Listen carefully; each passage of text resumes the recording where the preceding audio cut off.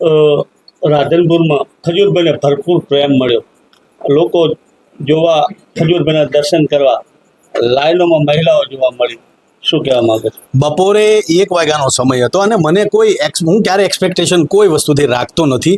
એટલે જ્યારે હું આજે ખજૂરભાઈનું જે શુદ્ધ સિંગતેલના આઉટલેટમાં રાંધણપુરમાં આવું છું અને જે પબ્લિક જોઉં છું, બપોરે 1 વાગે અમુમન એવું હોય છે કે તમને ક્યારેય પબ્લિક કોઈ કાર્યક્રમમાં, ગુજરાતનો કદાચ હું મારી જાતને બહુ ધન્ય સમજુ છું કે એકમાત્ર એવો કલાકાર છું કે જેને 1 વાગે પણ મા, બેન, દીકરીઓ પોતાના કામ છોડીને, પોતાની રસોઈ છોડીને મારા માટે આટલી જનમેદનીમાં લોકો રાંધણપુરમાં આવે છે. એટલે રાંધણપુરનો ખૂબ ખૂબ આભાર, ગુજરાતની જનતાનો ખૂબ ખૂબ આભાર કે તમે તમારા ખજૂરને હર હંમેશ પ્રેમ આપ્યો છે. મારા કોઈ પણ સાહસને પણ તમે આવકાર્યું છે. એટલે રાંધણપુરની જનતાનો ખૂબ ખૂબ આભાર.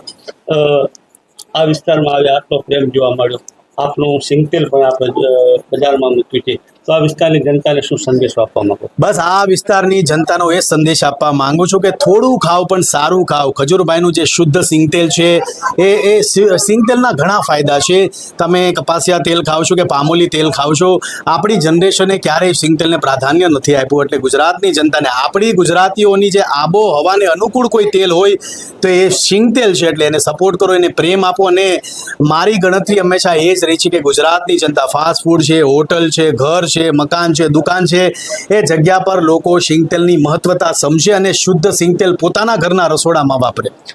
સોશિયલ મીડિયામાં ખજૂરભાઈનું મોટું નામ છે અને ખૂબ લોકો જોતા હોય છે. તો સોશિયલ મીડિયામાં ઘણી બધી સારી કન્ટેન્ટો આવતી હોય, ખરાબ પણ આવતી હોય છે. કેવી જોવી જોઈએ લોકોને?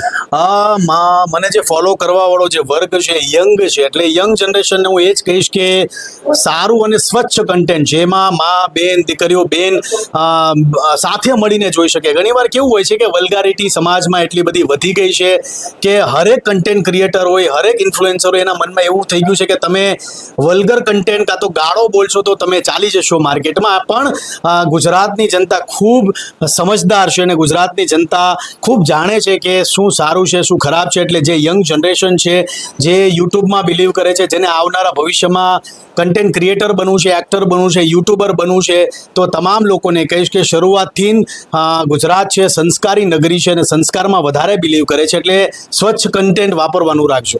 છેલ્લો શબ્દ ખજૂરભાઈ, કે ખજૂરભાઈને આ સેવા કરવાની પ્રેરણા ક્યાંથી મળી? હું નાનપણથી બ્રાહ્મણ પરિવારમાંથી હું આવું છું અને મેં ક્યારેય નાત જાતમાં બિલીવ નથી રાખ્યું. કોઈ પણ વર્ગનો વ્યક્તિ હોય, જેને જરૂર છે એના માટે હું હંમેશા ઊભો રહ્યો છું. એટલે નાનપણથી જ મા બાપના એવા સંસ્કાર છે, મારા મા બાપના આશીર્વાદ છે કે નાનપણથી જ અમને બધા ભાઈઓ અને બહેનોને એક જ સંસ્કાર આપ્યા છે કે